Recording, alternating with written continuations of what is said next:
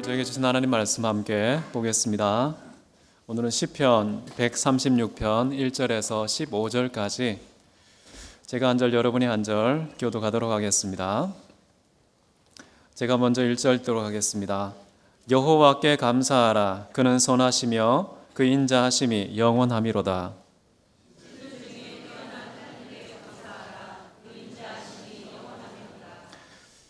주들 중에 뛰어난 주께 감사하라. 그 인자하심이 영원하미로다.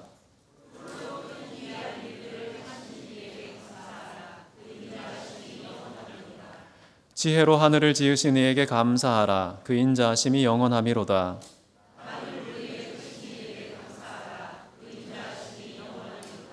큰 빛들을 지으신 이에게 감사하라. 그 인자하심이 영원하미로다.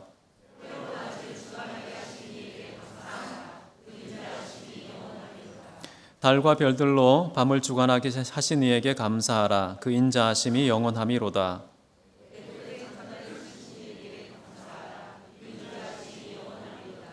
이스라엘을 그들 중에서 인도하여 내신 이에게 감사하라. 그 인자하심이 영원하미로다.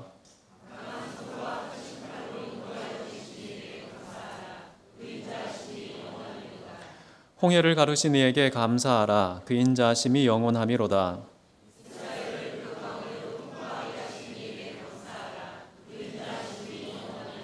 같이 읽겠습니다.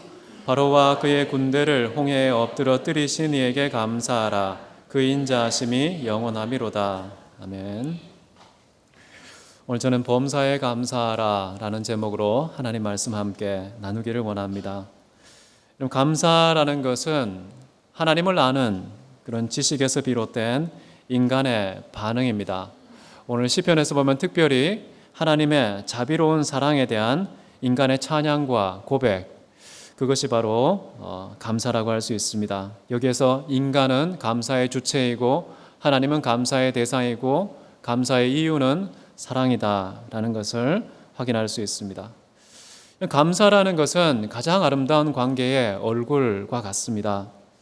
나에게 좋은 일, 일어난 좋은 일을 주목하는 것이 아니라 나에게 일어난 좋은 일을 일으키신 그분에게 나의 모든 관심의 초점을 맞추는 그런 작업이 감사인 것이죠.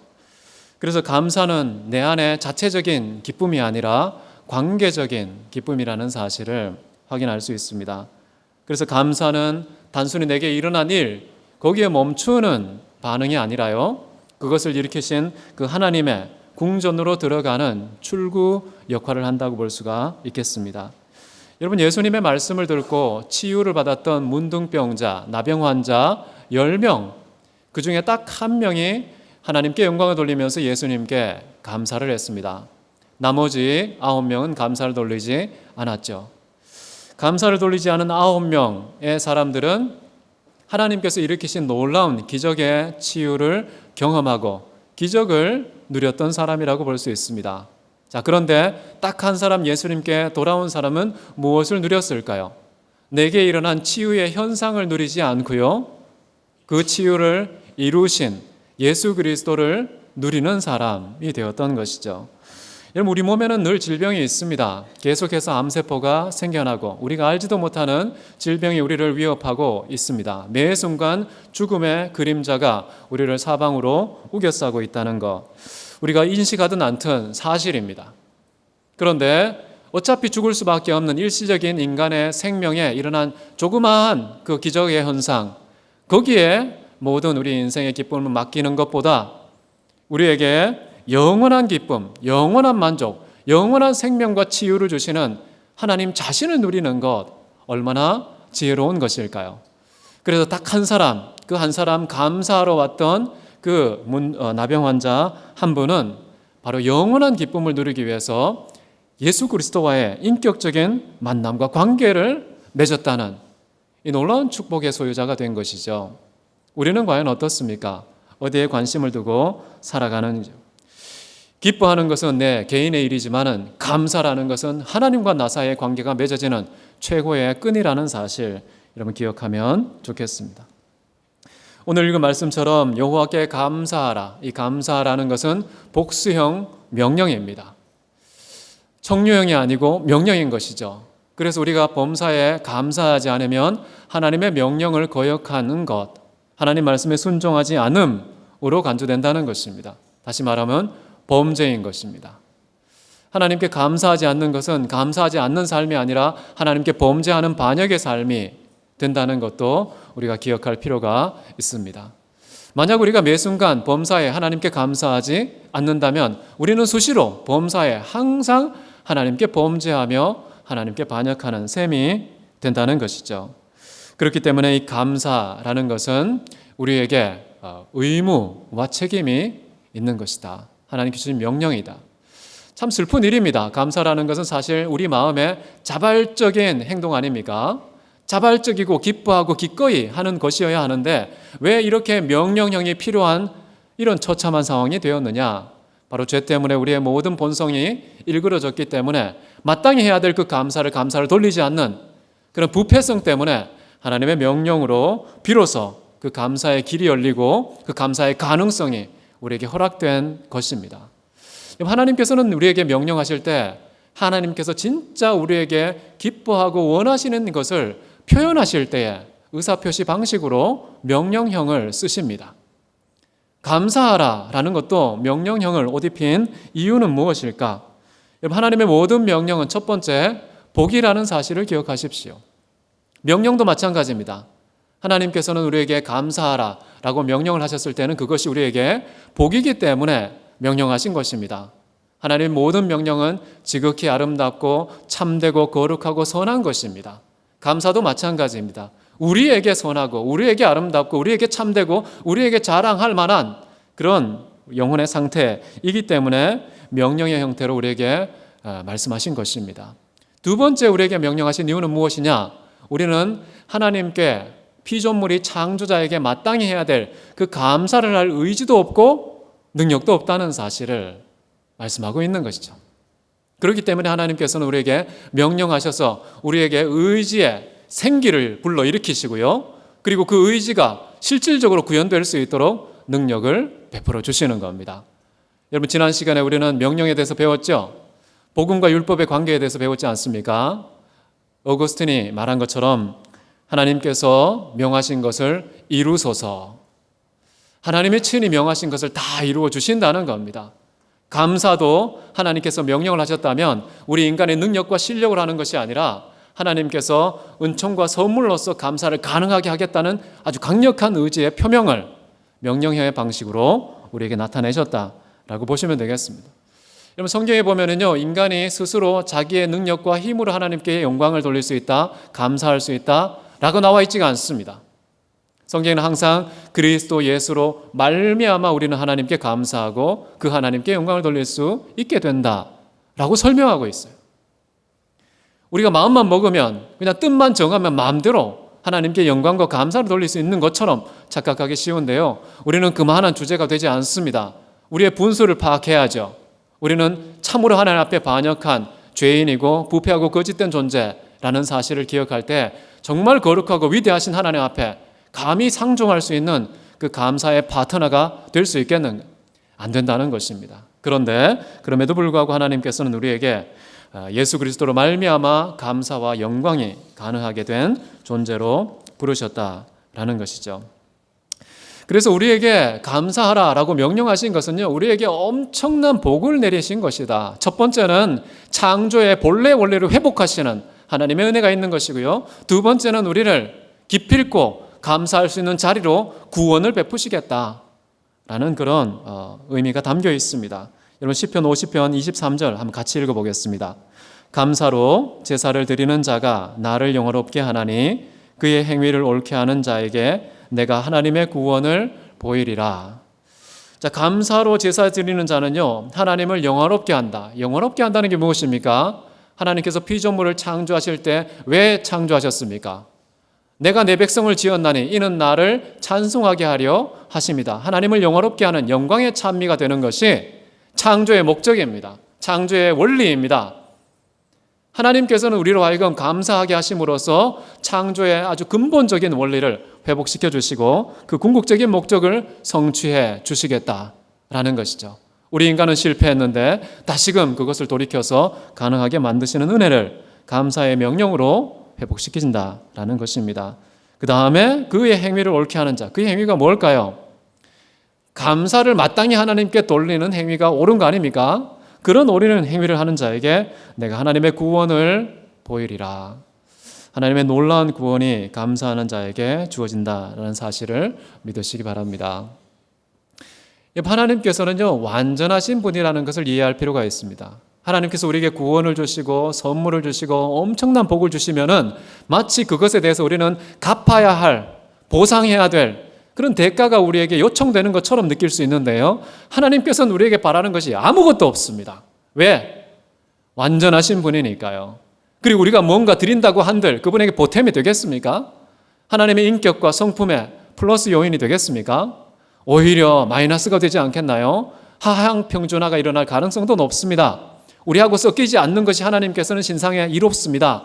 근데 그럼에도 불구하고 우리에게 감사를 명령하신 것은 그분이 뭔가를 우리로부터 챙기고자 하는 것이 아니라 우리에게 진짜 창조의 본래 목적을 회복시키고 진정한 구원을 깨닫게 하는, 그것을 나타내는 하나의 과정과 준비로서 우리에게 감사를 명령하고 있다라는 것을 확인할 수 있습니다.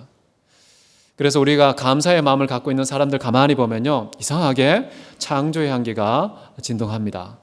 하나님의 영광이 그 가운데 드리워지는 것을 목격할 수가 있습니다. 정말 구원의 놀라운 축복의 빛과 향기가 온 세상을 밝히고 새롭게 하는 줄 믿습니다. 그러므로 여러분, 감사하십시오.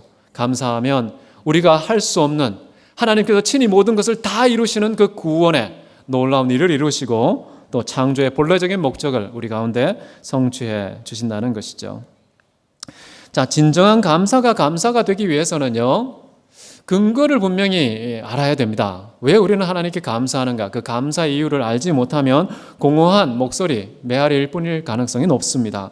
자, 오늘 보시면요, 말씀에 하나님께 우리는 왜 찬양을 해야 되는가? 왜 감사를 돌려야 되는가? 그 이유를 크게는 두 가지로 말합니다. 하나님의 속성, 성품에 근거해서 감사하라. 두 번째는 하나님께서 행하신 일에 근거해서 하나님께 감사하라 라는 것이죠. 하나님의 성품과 하나님의 하신 일, 이 두 가지가 바로 감사의 이유가 되어야 된다라고 얘기하고 있고요. 하나님께서 우리에게 행하신 일도 크게 두 가지로 구분됩니다. 하나는 자연과 관계된 하나님의 일이고요. 두 번째는 우리 인간과 관련된 하나님의 일입니다. 자연과 관계된 것은 이제 창조와 섭리와 관계된 것이고요. 우리 인간과 관계된 것은 하나님의 구원과 관계된 것. 이것 때문에 하나님께 감사를 드려라 라고 말씀하고 있습니다. 자, 첫 번째 1절을 한번 보십시오. 하나님 자신과 관계된 것인데요, 여호와께 감사하라. 그는 선하시며 그 인자하심이 영원하미로다. 하나님은 선하신 분이기 때문에, 자비롭고 인자하신 분이기 때문에 하나님께 감사해야 된다라고 말씀하고 있습니다. 하나님은 그 자체로 선하시고 자비롭고 사랑이 풍부한 분이십니다. 하나님은 어떠한 행위로 말미암아 선하게 되시는 분이 아닙니다. 선하다고 평가를 받으시는 분도 아닙니다. 하나님은 그 자체로 선하시기 때문에요, 행동에 근거하거나 또는 다른 사람의 기준에 의해서 평가를 받아서 비로소 선한 분으로 분류되는 분이 아니라는 것이죠. 하나님은 선 자체이시기 때문에 선을 더하거나 빼지도 못하는 분입니다. 하나님은 완전하시고 불변적인 그런 선의 소유자이시기 때문에요, 다른 모든 파생적인 선들의 원천이 되십니다. 다른 모든 선들을 평가하는 기준이 되십니다. 다른 모든 선들 중에서 지극히 뛰어난 으뜸이 되십니다. 그런 하나님이기 때문에 우리는 하나님께 감사와 찬송을 돌려야 된다라는 거예요. 하나님이 선하시다는 것이 왜 감사 이유인가? 한번 생각해 보십시오. 하나님은 우리의 주인 아닙니까? 하나님은 우리의 창조자 아닙니까? 우리의 섭리자 아닙니까? 통치자, 심판자 아닙니까? 그런 하나님이 선하시다는 것이 얼마나 감사합니까? 여러분, 한 가정을 한번 두십시오. 만약에 한 가정의 가장이 아주 난폭하고 무자비한 그런 사람이라고 생각해 보십시오. 그 자식들에게, 그 아내에게 얼마나 큰 지옥 같은 재앙입니까? 이번 회사의 사장님이 정말 난폭하고 참으로 거짓되고 불의한 사람이라고 생각해 보십시오. 그러면 거기에 같이 근무하고 있는 그 사원들은 얼마나 큰 고통과 지옥 같은 삶을 살아갈 수밖에 없을까요? 목회자가 만약에 악하고 불의하고 무자비한 인간이다 라고 생각해 보십시오. 그 교회에 출석하는 성도들에게 얼마나 큰 지옥 같은 재앙이 될 것입니까? 만약에 대통령이 선하지 않고 악하다면, 만약에 자비롭지 않고 난폭하고 정말 폭력적인 존재라면 그 나라에 살고 있는 국민 전체에게 국가적인 재앙 아니겠습니까? 그런데 그런 기관들과 비교할 수 없는 하늘과 땅의 모든 권세를 갖고 계시고 통치하고 계신 그 하나님께서 선하다는 사실이 우리에게 얼마나 위로와 기쁨을 주십니까? 그분은 자비로운 사랑이 끝이 없고 무궁하고 영원하다면 얼마나 우리가 그 하나님께 감사할 수밖에 없겠습니까? 여러분, 혹시 여러분에게 어떤 어려움이 있더라도 걱정하지 마십시오. 이 세상 주관자이신 하나님께서 우리를 향하여 선하신 분입니다.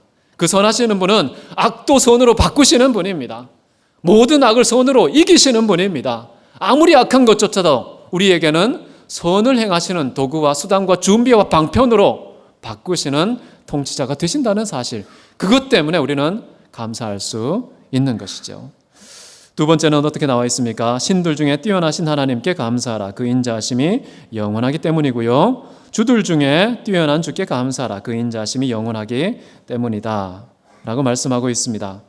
여러분, 신들 중에 가장 뛰어난 하나님, 만약에 하나님이 선하다고 할지라도, 만약에 하나님께서 자비로운 사랑이 풍성하신 분이라 할지라도 나약하다면, 무지하다면, 무능하다면 어떻게 될까요? 불안해서 살 수 있겠습니까?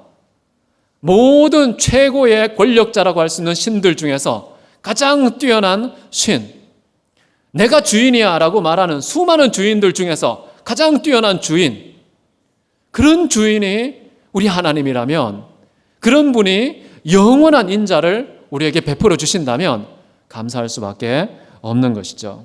그래서 혹시 여러분 중에 여러분의 부모님이, 여러분의 사장님이, 여러분의 대통령이, 여러분의 목회자가 악하고 난폭하고 무자비한 인간이라 할지라도 걱정하지 마십시오.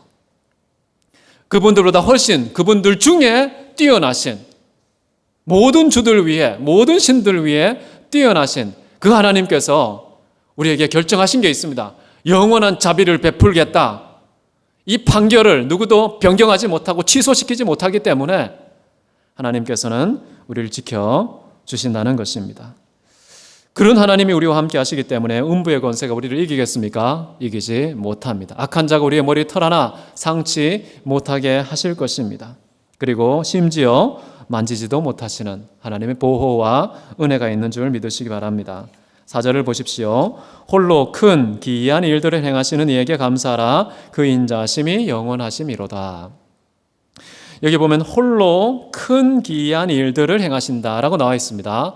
홀로라는 말 참 특이한 표현입니다. 하나님께서는요, 이 일을 행하실 때 홀로 행하십니다. 창조하실 때도 마찬가지로 홀로 행하셨습니다.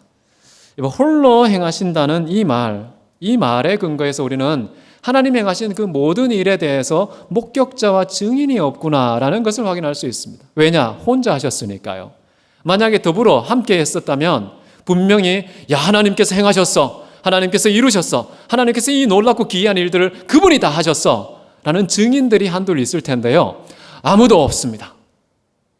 그래서 하나님은 참 외로우신 분이기도 하십니다. 이 모든 일을 다 해놓고도 아무도 인정해 주지 않고 아무도 동의하지 않는 그런 외로운 길을 가신다고 볼 수도 있겠는데요. 왜 우리는 하나님이 행하신 일들의 증인이 없는가를 생각해 볼 필요가 있습니다. 욥기 9장 8절에 이런 말씀이 나옵니다. 그가 내 앞으로 지나시나 내가 보지 못하며 그가 내 앞으로 움직이나 내가 깨닫지 못하도다. 물론 우리 인간의 알력이 그렇게 뛰어나지 않습니다. 우리가 볼 수 있는 가시광선은 굉장히 좁습니다. 그리고 아무리 빠른 속도를 감지한다 할지라도 고작해야 10의 마이너스 18승초 그런 빠르기를 감지할 수 있는 인간의 능력을 가지고 있는데요. 하나님의 속도는 어떨까요? 하나님께서 움직이시면요, 그것보다 훨씬 빠르지 않겠습니까? 그러면 인간은 감지할 길이 없는 것이죠. 아마 욥기 시대에 기원전 한 2000년 정도로 생각하는데요, 그렇게 먼 고대 근동 시대에 욥이 무슨 이런 컴퓨터를 발견하지 않았겠죠. 근데 그럼에도 불구하고 지금도 마찬가지인데요, 하나님이 눈앞에 움직이나 내 앞을 지나감에도 불구하고 내가 알지 못하도다, 보지 못하도다, 깨닫지 못하도다 라고 고백하시는 것이죠. 너무 크신 분은요, 우리 인간의 그런 능력으로는 감지가 안 되는 겁니다. 너무 크신 분이 홀로 일을 행하셨다라는 것이죠. 이 비슷한 이야기를 전도서에서는 전도자가 이렇게 말합니다. 8장 17절인데요. 내가 하나님의 모든 행사를 살펴보니 해 아래서 행해지는 일을 사람이 능히 알아낼 수 없도다. 참 솔직한 고백을 하는 것이죠. 하나님이 아무 일도 안 하셨어. 하나님은 계시지 않아. 라는 결론을 내리지 않고요. 내가 몰라. 내가 무지해. 아무리 살펴봐도 하나님이 행하신 일을 내가 깨닫지 못하는 무지함, 인간의 연약함을 고백하는 분이 바로 전도자였습니다. 겸손하시죠. 정직한 겁니다. 그런데 우리 인간의 대부분은 눈에 보이지 않으면 없다고 생각하죠. 내가 목격자가 아니면은 하나님께서 일을 행하셨다고 동의하지 않습니다. 그러나 그럼에도 불구하고요, 이 세상의 모든 일들은 하나님께서 행하셨다. 홀로 행하셨다. 사실 이 세상에 있는 모든 일들을 크게 두 가지로 구분합니다. 눈에 또는 우리의 지각에 나타난 일들이 있고요. 우리의 어떤 지각으로는 도무지 감지할 수 없는 감추어진 일들이 있는 것입니다. 그래서 모세는 이렇게 얘기하죠. 신명기 29장 29절에 감추어진 일은 우리 하나님 여호와께 속하였으나 나타난 일은 영원히 우리와 우리 자손에게 속했나니 이는 우리에게 이 율법의 모든 말씀을 행하게 하심이라. 우리가 알고 행할 수 있는 것은요, 하나님께서 나타내신 일입니다. 그 나타내신 일은요, 하나님의 명령, 계명, 율법입니다. 그런데 이 계명과 율법에 포함되지 않은 오묘하고 감추어진 일들이 있다는 거예요. 그 일들은 우리에게 나타나지도 않았고 우리가 행할 수도 없고 관여할 수도 없고 알지도 못하고 측량할 수도 없는 그런 일들이 세상에는 있다는 거예요. 그런데도 사람들은 눈에 보이는 거, 나타난 거, 깨달은 거, 감지한 거, 그것만을 우리가 사는 세상의 실체로 인정하는 것. 이번 세상의 반쪽만 인정하는 사람이 되겠죠. 반쪽짜리 인생을 살아갈 수밖에 없습니다. 어쩌면요, 오묘하게 감추어진 그 세상의 영역이 나타나고 보이는 영역보다 클 수도 있습니다. 그런 생각 안 해보셨습니까? 더 클 수 있고요. 어쩌면 그것이 더 근본적인 실체일 수도 있습니다. 우리는 눈의 기능을 너무 과장해서요, 눈에 보이는 거여야 실체다라는 그런 가치관과 사고방식 갖고 있어요. 그러나 하나님이 보실 때, 영이신 그분이 보실 때에는 어쩌면 보이지 않는 것이 훨씬 더 실체이고 훨씬 더 중요한 실제이라는 사실을 우리는 생각할 필요가 있습니다. 이름이 보이지 않는 세계와 보이는 세계, 이 두 세계에 아주 절묘한 관계성이 있다는 것도 우리가 확인할 필요가 있는데요. 히브리서 11장 3절입니다. 같이 한번 읽겠습니다. 믿음으로 모든 세계가 하나님의 말씀으로 지어진 줄을 우리가 아나니 보이는 것은 나타난 것으로 말미암아 된 것이 아니니라. 하나님께서 홀로 크고 기이한 일들을 행하셨다고 얘기해요. 그런데 홀로 그 기이한 일, 인간이 감지할 수 없고 깨달을 수 없고 볼 수 없고 측량할 수 없는 그런 차원의 일들을 하셨는데 그 모든 것이 나타난 것의 원인이 된다는 것, 원인과 결과의 관계를 가지고 있다는 것. 결과가 실체입니까? 원인이 더 실체입니까? 보이지 않는 하나님의 말씀이요, 나타난 그런 세상보다 어쩌면 더 중요하고 본질적인 실체일 수 있습니다. 왜 그럴까요? 세상은 마치 풀과 같이 시들고 꽃과 같이 마르지만 하나님 말씀은 어떻습니까? 영원히 변치 않고 영원하지 않습니까? 뭐가 실체입니까? 일시적인 겁니까? 영원한 겁니까? 이 세상을 이해할 때 우리는 눈에 보이는 게 전부가 아니라는 사실을 기억할 필요가 있고요. 보이지 않는 하나님의 성품과 하나님의 역사, 하나님의 말씀이 영원한 원인이라는 사실을 우리는 기억하고 그것을 인정할 필요가 있는 것이죠. 만약에 그렇다면 우리에게 나타나는 이 모든 일들, 정말 기이하고 놀랍고 위대한 일들, 이것을 보면서 누구를 봐야 될까요? 누구를 목격해야 되는 것일까요? 그 배후에 하나님이 계시다는 사실, 하나님의 말씀이 권능으로 이룬 이 일들이라는 사실을 믿고 우리가 시인처럼 하나님께 감사하라, 이 명령에 우리는 얼마든지 동참할 수 있게 된다는 것입니다. 이제 5절부터 7절을 보십시오. 이제 하나님은 어떤 분이신지 그 기이한 일들의 구체적인 내용이 나오는데요. 지혜로 하늘을 지으신 이에게 감사하라. 그 인자하심이 영원하미로다. 땅을 물 위에 펴신 이에게 감사하라. 그 인자하심이 영원하미로다. 큰 빛들을 지으신 이에게 감사하라. 그 인자하심이 영원함이로다. 하늘과 땅과 물과 큰 빛들, 이런 것들을 하나님께서 다 지으셨기 때문에 감사하라 라고 말씀하고 있습니다. 자, 하나님께서는요, 지혜로 당신의 어떤 성품에 근거해서 하늘과 땅과 별들을, 하늘과 땅과 빛들을 지으셨다라고 나와 있습니다. 자, 그렇다면은 지어진 모든 만물에서 우리는 무엇을 목격할 수 있어야 될까요? 하나님의 흔적을 읽어낼 수 있어야 됩니다. 피조물 가운데 박혀있는 그 창조자의 선명한 지문, 그 지문을 채취하는 작업을 해줘야 되는 것이죠. 그래서 하나님께 감사할 수 있는 자발적인, 당연한, 마땅히 해야 될 그 감사가 하나님께 돌려지지 않겠습니까? 저는 시인이 다른 곳에서 이런 고백을 한 것이 참 감동적입니다. 시편 19편 1절인데요. 하늘이 하나님의 영광을 선포하며 궁창이 그의 손으로 하신 일을 나타내는도다. 정말 하나님께서 홀로 행하셨기 때문에 목격자는 아니에요. 그럼에도 불구하고 결과를 보고서 그 원인을 읽어낼 수 있었던 그 시인의 그 안목, 이 놀라운 믿음의 눈, 이것을 저도 소유하고 싶습니다. 여러분의 영적 시력은 어떻습니까? 자연 만물을 볼 때 하나님의 성품이 보이십니까? 어렵습니까? 안 보입니까? 보셔야 합니다. 어렵지 않습니다. 왜냐하면 사도 바울이 이렇게 얘기하죠. 로마서 1장 20절에 창조의 때로부터 그의 보이지 아니하는 것들, 곧 그의 영원하신 능력과 신성이 그가 만드신 만물에 분명히 보여 알게 되었나니. 여러분, 분명히 보여 알게 되었다는 거예요. 우리가 아무리 시력이 안 좋아도요, 분명하기 때문에 다 볼 수 있다는 겁니다. 그러나 믿음의 눈으로 봐야 보이지 않는 것을 볼 수 있는 것이죠. 왜냐? 믿음은 보이지 않는 것들의 증거이기 때문에 그렇습니다. 믿음의 증거를 붙잡고 하나님을 읽어내는 그런 저 여러분 되면 좋겠습니다. 이제 8절 9절을 보십시오. 이제 섭리와 관련된 것인데요. 해로 낮을 주관하게 하신 이에게 감사하라. 그 인자하심이 영원하미로다. 달과 별들로 밤을 주관하게 하신 이에게 감사하라. 그 인자하심이 영원하미로다. 낮에는 해, 밤에는 달과 별들이 움직이고 있는데요. 그 빛들이 각각 시간대를 주관하고 있다. 이것도 하나님의 영원한 인자에 근거한 것이다 라고 시인은 읽어내고 하나님께 감사를 돌린다는 것이죠. 이제 마지막 부분 보겠습니다. 10절에서 15절까지는요, 하나님께서 베푸신 그 놀라운 구원에 대해서 설명하고 있습니다. 먼저 10절을 보시면요, 애굽의 장자를 치신 이에게 감사하라. 그 인자하심이 영원하미로다. 애굽은요, 아주 폭군이었습니다.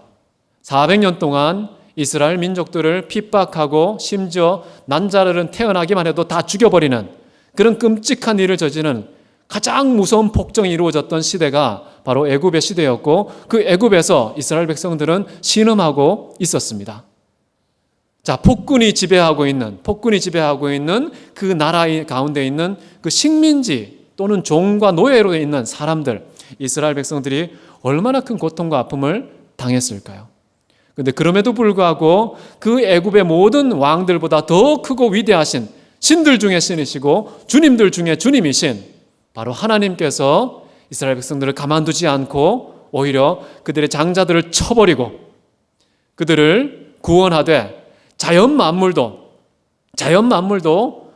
홍해가 입을 크게 벌려서 마른 땅을 밟고 이스라엘 백성들이 지나가게 하되 따라오는 적들에 대해서는 입을 다물어서 물속에 완전히 생매장되는 그런 심판과 구원을 이루시는 하나님이 계시기 때문에 걱정하지 말라는 겁니다. 하나님께 감사를 드리라고 말하는 것입니다. 하나님께서는 구원의 하나님이 되시기 때문에 감사하라라고 우리에게 말씀하고 있는데요. 이번 데살로니가 후서 2장 13절에 이런 말씀이 있습니다. 우리가 항상 너희에 관하여 마땅히 하나님께 감사할 것은 하나님이 처음부터 너희를 택하사 성령의 거룩하게 하심과 진리를 믿음으로 구원을 받게 하심이라. 진리를 믿고 구원받게 하신 것 때문에 내가 항상 마땅히 하나님께 감사하고 있다라고 말합니다. 여러분, 천지 만물도요, 우리가 죽을 때까지 계속 있을 겁니다. 그래서 우리가 죽을 때까지, 무덤에 들어갈 때까지 감사해야 돼요. 그렇지 않습니까? 왜냐하면 하나님께서 이 자연 만물, 하늘과 땅과 물과 모든 천지 만물, 이 모든 운행이 다 하나님께서 우리에게 은자를 베풀고 있다는 물증 아닙니까? 그렇기 때문에 그것이 계속해서 우리 눈에 관찰되는 이상 감사해야 되는 것이죠. 그런데 만약에 하나님께서 우리에게 영원한 생명을 주는 구원을 주신 분이다 라고 했을 때는 우리가 어떻게 해야 될까요? 여기 보면은 항상 하나님께 감사하리로다. 다른 곳에서 보면요, 세세무궁토록 하나님께 감사와 찬송을 돌리겠다. 영원한 생명을 받은 자는요, 영원한 감사가 합당한 것입니다. 그렇기 때문에 이 땅에 사는 동안만이 아니라요, 이 천지 만물 때문에 평생 우리가 감사해야 되지만, 그러나 영원한 구원을 주신 하나님에 대해서는 우리가 하나님께 영원토록 죽은 이후에도 우리가 하나님과 동행하며 평생 감사해야 한다는 사실, 여러분 믿으시기 바랍니다. 이런 감사의 이유를 우리가 안다면 우리는 감사하지 않을 수가 없는 것이죠. 근데 우리가 여기서 살펴본 감사 이유들은 대체로 어떻습니까? 부정적인 것입니까? 긍정적인 것입니까? 긍정적인 이유 때문에 우리가 감사하게 되는 것이죠. 하나님은 선하시고 그 인자함이 영원하기 때문에 감사한다. 그리고 하나님께서 우리가 살 수 있는 모든 자연 여건을 다 창조하신 기이하고 놀랍고 큰 일들을 우리에게 행하셨다. 더군다나 우리에게 놀라운 구원을 베푸셨다. 영원한 생명을 주시고 하나님의 자녀가 되는 권세를 허락하시고 천국의 질서를 이 땅에서도 누릴 수 있는 특권을 주셨다. 이 긍정적인 것 때문에 하나님께 감사하는 것 마땅한 것 같은데요. 그러나 우리가 감사할 때에는 부정적인 것도 하나님께 감사해야 한다는 사실. 이 대목은 여기 나와 있지는 않지만 나누고 싶습니다. 사도 바울을 한번 생각해 보십시오. 사도 바울이 다른 모든 사도들보다 더 수고했다고 나오고요, 내가 그들보다 더 많이 고통을 당하였고 더 많이 죽을 뻔하였다. 이 땅에 존재하는 모든 종류의 위협을 다 당하였다. 그 모든 위협이 내 몸이 관통했기 때문에 온 몸이 완전히 종합병원이 됐습니다. 온 몸에 질병이 있습니다. 건강이 와르르 무너졌습니다. 그래서 하나님께 기도했죠. 하나님, 저 건강을 회복시켜 주십시오. 내가 건강관리 잘못한 것도 아니고 게을러서 이렇게 된 것도 아니고 주님의 나라와 의를 위해서 복음 전파하다가 이 지경이 됐는데, 이 만물의 찢기와 같이 된 이 몸, 휴지적과 같이 낡아 빠진 이 몸, 하나님 치유해 주십시오. 특별히 그냥 가시 하나만 뽑아 주십시오라고 했어요. 다 치료하는 거 바라지 않았습니다. 내 몸에 있는 이 가시 하나 뽑아 주십시오. 사탄의 가시라고 그러죠. 그렇게 뽑아달라고 하나님께 말했을 때 하나님의 응답은 참 차갑고 무정했습니다. 고린도후서 12장 9절인데요. 내 은혜가 내게 족하도다. 이는 내 능력이 약한 데서 온전하여 짐이라. 그냥 약하게 지내. 그냥 아프게 지내. 고통과 그냥 병행하면서 살아. 고통을 인생의 일부로 받아들여. 떼찌한 거예요, 하나님께서. 그만 기도하라고. 그래서 3번 딱 기도하고 멈췄습니다. 하나님 너무하신 거 아닙니까? 복음 전하다가 상한 건데요. 그냥 몹쓸 병이 그냥 생긴 게 아니라 하나님의 복음을 전파하다가 그렇게 큰 고초를 당하고 얻어 터지고 엄청난 위험 속에서 질병이 걸린 건데 왜 하나님 안 고쳐주는 거예요? 라고 기도했는데 안 고쳐준 거예요. 근데 참 사도 바울의 반응이 참 특이합니다.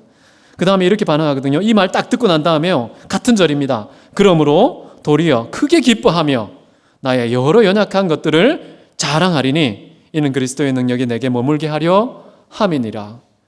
이분 참 미친 체질을 갖고 있지 않습니까? 어떻게 이런 반응, 이런 정신세계가 어떻게 가능할까요? 아니, 아픈데 하나님 치유해주는 게 정상적인 거 아닙니까?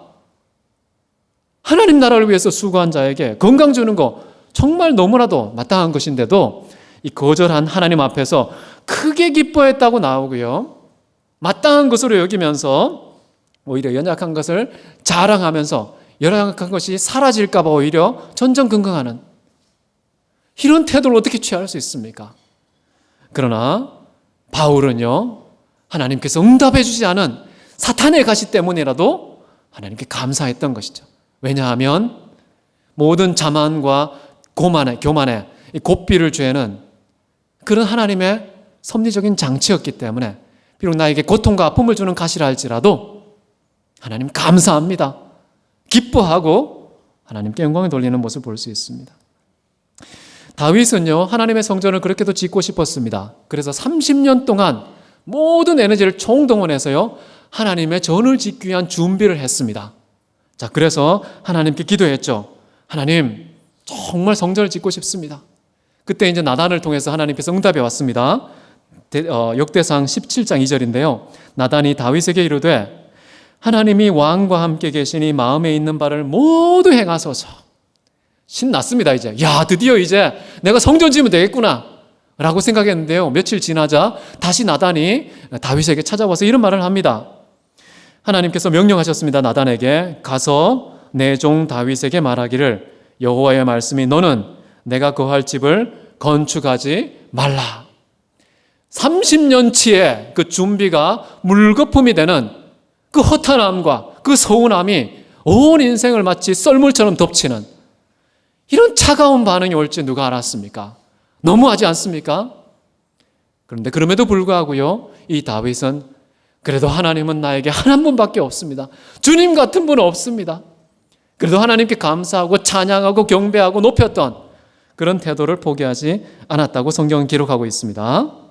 자, 그렇게 물리적인 성전 건축하지 못했지만 그러나 다윗의 마음이 하나님의 성전이 되어버렸습니다. 더 좋은 영적인 성전을 확보한 존재가 되었기 때문에요. 정말 하나님의 축복입니다. 감사하십시오. 내가 그렇게 소원했던 30년 동안 벼르고 칼을 갈았지만 그게 성취되지 않았다 할지라도요, 하나님께 감사하는 저와 여러분 되시기 바랍니다. 마지막 인물입니다. 모세는 40년 동안 이스라엘 백성들을 광야에서 인도한 사람 아닙니까? 도무지 카운트할 수 없는 수많은 불평과 원망이 날마다 쏟아지는 그런 상황에서 이를 악물고 참고 또 참고 버텨온 그 세월, 40년의 광야 생활. 그런데요, 정말 참고 참다가 딱 한 번 욱하고 감정이 터졌어요. 자, 이렇게 한 번 터지는데 40년 동안 딱 한 번 터진 거 가지고 하나님께서 얼마나 가혹한 평가를 내리는지 여러분 민수기 20장 12절입니다. 너희가 나를 믿지 아니하고 이스라엘 자손의 목전에서 내 거룩함을 나타내지 아니한 고로 너희는 이 회중을 내가 너희들에게 준 땅으로 인도하여 드리지 못하리라. 약속의 땅 못 들어가. 아주 정말 상상을 초월하는 평가와 처분이 내려진 것입니다. 억울하지 않습니까? 좀 억울했어요. 그래서 모세가 하나님께 막 기도합니다. 신명기 3장인데요. 구하노니 나를 건너가게 하사 요단 저쪽에 있는 아름다운 땅, 아름다운 산과 레바논 보게 하여 주옵소서. 그냥 눈도장만 찍어도 좋습니다. 한 번만이라도 40년 동안 고생하며 이까지 왔는데 보게 해주십시오. 그렇게 했을 때 또 돌아온 하나님의 답변은 차갑게 이루 말할 수가 없습니다. 그만해도 족하니 이 일로 다시 내게 말하지 마. 언론을 완전히 통폐합한 겁니다. 입도 뻥끗하지 말라는 것이죠. 참 너무 가혹하지 않습니까? 너무 야속한 그 하나님의 반응 앞에서 정말 이게 모세는 내가 진짜 선지자직을 다 때려치우고 사표를 쓴다라고 하나님께 사직서를 막 던졌을 가능성이 있습니다. 저 같았으면 그랬을 거예요. 나는 사도직을 다 사표 낸다. 제가 사도 바울이었다면 그랬을 것 같아요. 다윗이었다면 내가 왕직을 다 때려치운다고 생각했을 거예요. 선지자든 사도든 왕이든 하나님께서 맡겨놓은 그 모든 사명을 다 집어치우고 싶은 그런 마음이 들 텐데요.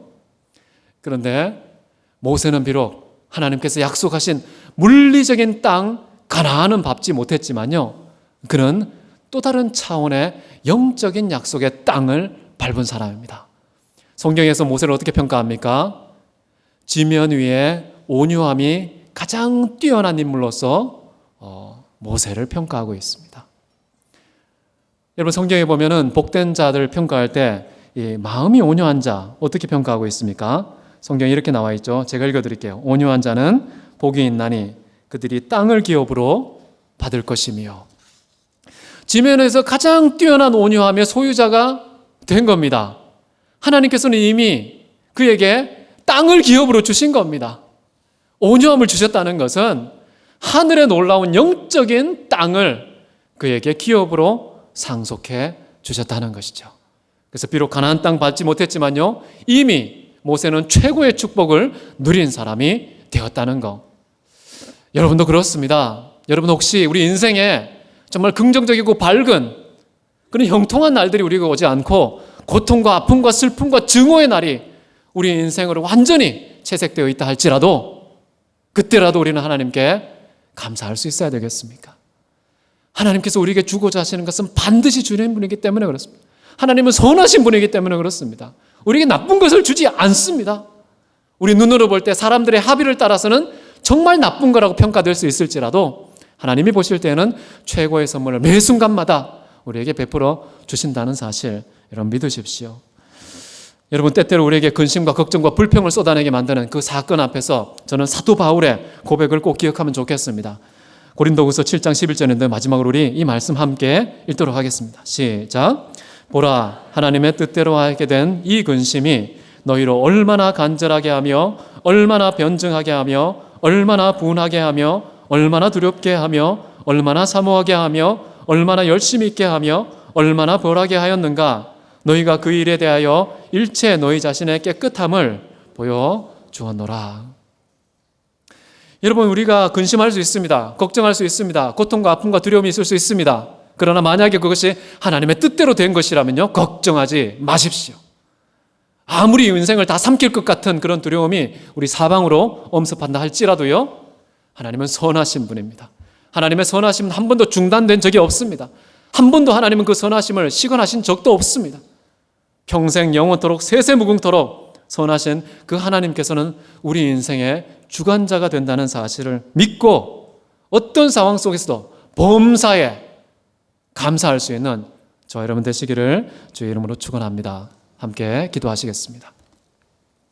이 시간 기도할 때요, 하나님, 내가 하나님께 감사하는 그 감사의 이유가 얼마나 가난합니까? 얼마나 협소합니까? 얼마나 얄팍합니까?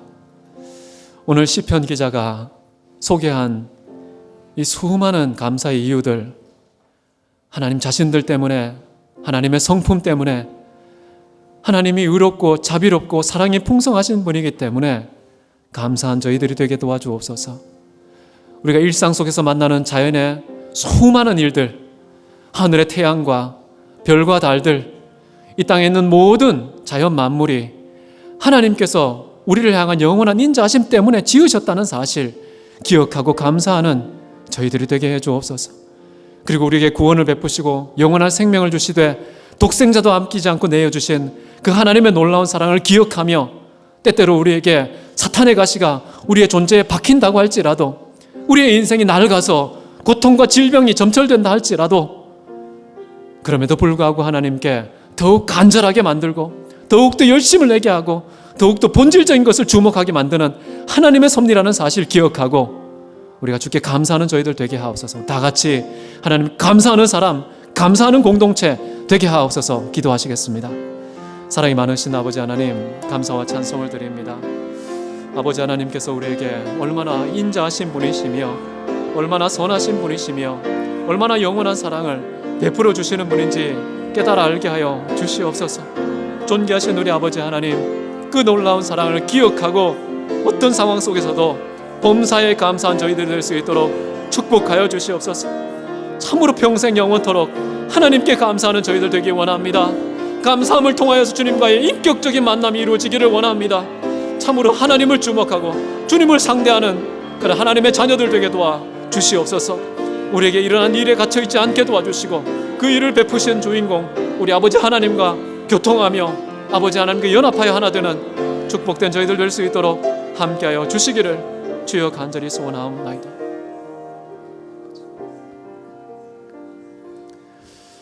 사랑이 많으신 아버지, 모든 것이 감사의 이유가 되기를 원합니다. 하나님과 피조물 모두가 우리에게 베푸신 영원한 하나님의 자비임을 기억하고 참으로 하나님께 평생토록 감사한 저희들 되게 도와주옵소서. 영원한 생명을 주신 하나님께 영원토록 감사하는 저희들 되게 도와주시옵소서.